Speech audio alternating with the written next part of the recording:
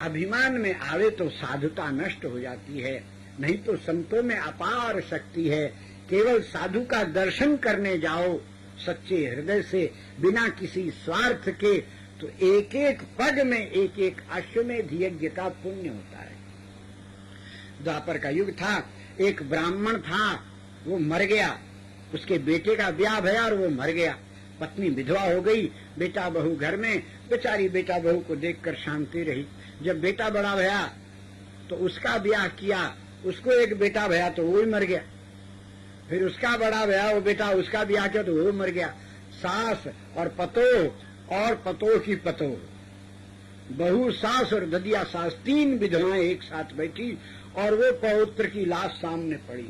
अब ये छाती कूट कूट कर रोए, हमरे वंश में ऐसा कौन सा पाप आया कि बेटा होते ही बाप मर जाता है, तीन तीन विधवाएं बैठी हैं। इन सबको रोता देखकर संत आए हैं, काहे को रोती हो? बोले महाराज ऐसी ऐसी दशा हो गई है, क्या करें, कौन सा पाप उदय हो गया पता नहीं। बोले पूर्व जन्म में तुमने अपने बेटे के लोभ के कारण दूसरे के बेटे की हत्या कर दी, इस कारण तुम्हारे वंश में श्राप लगा है। तुम्हारे वंश में जितने होते जाएंगे ऐसे विधवाएं विधवाएं सब होती चली जाएंगी। अरे महाराज, ये पाप छूटने का कोई उपाय है? बोले भयंकर पाप अश्वमेध यज्ञ से छूटता है, पर अश्वमेध यज्ञ करने का अधिकार ब्राह्मण को नहीं है, क्षत्रिय वैश्य शूद्र को नहीं है, क्षत्रियों में भी सबको नहीं है। जो चक्रवर्ती सम्राट हो, सारे विराट के राजा जिसके अधीन हो, उसी को अश्वमेध यज्ञ करने का अधिकार है। इस समय युधिष्ठिर महाराज अश्वमेध यज्ञ कर रहे हैं, उनके पास तुम जाओ, वो अपने यज्ञ का पुण्य दे देंगे तो तुम्हारा ये प्रपौत्र जिंदा हो जाएगा। वो तीनों ब्राह्मणियां गईं युधिष्ठिर महाराज के राजसूय यज्ञ में, दरवाजे पर बैठ गईं, बच्चे की लाश रखकर रोने लगी। महाराज को समाचार मिला, आए, हाथ जोड़कर प्रणाम किया, माता जी क्या आज्ञा है? बोले पूरी कथा सुनाई, आप अश्वमेध यज्ञ का पुण्य दोगे तो ये जिंदा होगा, हम लोगों का ऐसा ऐसा पाप भया। बोले अच्छा, अश्वमेध यज्ञ 1 वर्ष में पूरा होता है, आप लोग यहीं रहो, जब यज्ञ पूरा हो जाएगा तो उसका पुण्य आपको दे देंगे। कहा कि 1 साल तक ये बच्चे की लाश तो सड़ जाएगी। बोले इसकी तेल की नाव में रख दो तो लाश सड़ेगी नहीं, 1 वर्ष के बाद यज्ञ हो जाएगा तो पुण्य दे दूंगा। इतने में कहीर आ गया पगड़ी बांधे, जो दूध लेकर के आया था, यज्ञ में बहुत साधु दूध बांटने के लिए लेकर के आया, तो वो देखा का बात है, का हल्ला होता। तो लोगों ने कहा ऐसे ऐसे अश्वमेध यज्ञ का दे तो इनका बेटा जीवित होएगा, महाराज का यज्ञ पूरा होएगा तो दान करेंगे। अरे यज्ञ पूरा कब तक है, तब तक लड़कियां सड़ न जाई। हे माई बोल कि कते पुण्य चाहिए तोहरा के? वो अपनी भाषा में बोला। बोलो तुम्हें कितने अश्वमेध यज्ञ का पुण्य चाहिए? 2, 4, 10, 100, 50? बोले अरे नहीं भैया, हम लोग 3 विधवाएं हैं, 1 अश्वमेध यज्ञ का पुण्य दो तो बच्चा जीवित हो जाए। बोले हमने 3 अश्वमेध यज्ञ का पुण्य तुमको दिया। पंडित हाथ में पानी दो, मंत्र बोलो। पंडित जी से मंत्र कराया, उन विधवाओं के हाथ में दिया तो मरा हुआ तो जिंदा हो गया, जो 2 मरे थे वो चले आए उधर से। अरे अरे ये क्या हो गया? पुण्य का प्रभाव। राजा युधिष्ठिर और ब्राह्मणों ने पूछा, हे अहिर की औलाद, तुम्हारा बापो अश्वमेध यज्ञ किया रहा, इतना पुण्य तुम्हारे पास किधर से आ गया?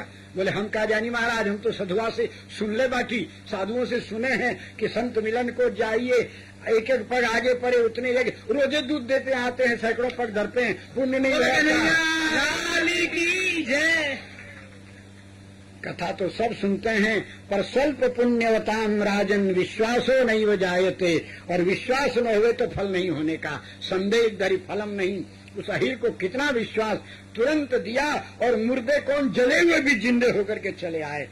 धर्म की शक्ति तो अद्वितीय है, पर मानव का दुर्भाग्य है, रिक्शे वाले पर, टांगे वाले पर विश्वास कर लेगा, पर संत और संत की वाणी पर विश्वास नहीं होता है, और नहीं होता है तो फल मिलने में विलंब हो जाता है। विश्वास किए बिना तो स्टेशन नहीं पहुंचते। टेम्पो वाले को, रिक्शा वाले को चलो स्टेशन, बोले बैठो, फट बैठ जाते, उसको पहचानते हो, उसको चलाना आता है, कहीं वो आज ही सीखा हो, रास्ते में उलिट दे, गिरा दे तो बोले सब कुछ नहीं पूछते, फट विश्वास कर लेते हो। और भगवान पर विश्वास करो बोले तो कुछ चमत्कार दिखाओ, बोले ये मार खाने की बात है, सीधा विश्वास करो, भगवान पर विश्वास नहीं करते। सुग्रीव ने भगवान पर विश्वास किया, बोले चमत्कार दिखाओ, ये 7 हड्डी हटा दो, 7 पेड़ को तोड़ दो, हड्डी का ढेर हटा दो। भगवान ने वैसा किया, तब विश्वास आया। चमत्कार देखकर विश्वास किया तो ठाकुर जी ने कहा, आप मजा चखो। प्रभु देखें तर ओट लुकाई, और बाली ने ऐसा मारा है कि हजामत लग गई। बेचारा पूंछ उठा के किच किच दौड़ते आया, आकर कहा, महाराज ये क्या तुम खड़े खड़े तकते ही रहे, मुझ पर मुक्के पड़ते ही रहे। आपने कहा था सखा सोच त्याग हु बल मोरे, सब विधि घटब काज में तोरे, और फिर ये दशा हो गई। भगवान ने कहा सब विधि से ये भी विधि है कि जो मुझसे घूस लेकर विश्वास करता है, मैं खड़ा खड़ा पिटवा देता हूँ। अस प्रभु हृदय अछत अधिकारी, बेटे को घाव है तो ऑपरेशन नहीं कराया जाता। वैसे भगवान से चमत्कार दिखाने के बाद विश्वास करोगे। भगवान पराये हैं, तुम्हारे अपने नहीं है। ये बदमाशी का फल क्या होता है, बोले बस पिटा जाते हो संसार में। इसलिए भगवान अपने हैं, महाविश्वास भगवान पर करो। जिन कुटुंब परिवार पर आप विश्वास कर रहे हो, इनका तो प्राण निकला तो आपका विश्वास धरा ही रह जाएगा। विश्वास भगवान पर। अब जीव का दुर्भाग्य है कि पुण्य कम होवे तो विश्वास होता नहीं। इसलिए दान करो, धर्म करो, पुण्य करो, साधु सेवा करो, अनेक प्रकार के। धन हो तो धन से करो, धन न हो तो तन से करो। बिना टिकट रेलवे में पकड़ा गए, अब बोले 500 रुपया जुर्माना, फट 500 रुपया दे दो, उसी मिनट में छूट जाओगे।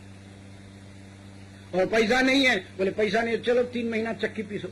उस प्रकार आपके पास धन हो तो रामायण कराओ, भागवत कराओ, कथा सुनो, मंदिर बनाओ, गौशाला बनाओ, पाठशाला बनाओ। जितने धर्म के काम है जो मन में आवे सो करो। और पैसा न हो, बोले कार्तिक स्नान करो, माघ स्नान करो, एकादशी को व्रत करो। इनमें को पैसा नहीं लगने का, उल्टा बच जाएगा। भोजन नहीं करोगे तो उस दिन का सीधा सामान लाभ ही होने का है। ये बिना पैसे का सब पुण्य है। माता पिता की सेवा करो, गुरुजनों का सेवा करो, पीपल में वृक्ष दो, पीपल के वृक्ष में पानी दो, तुलसी सींचो।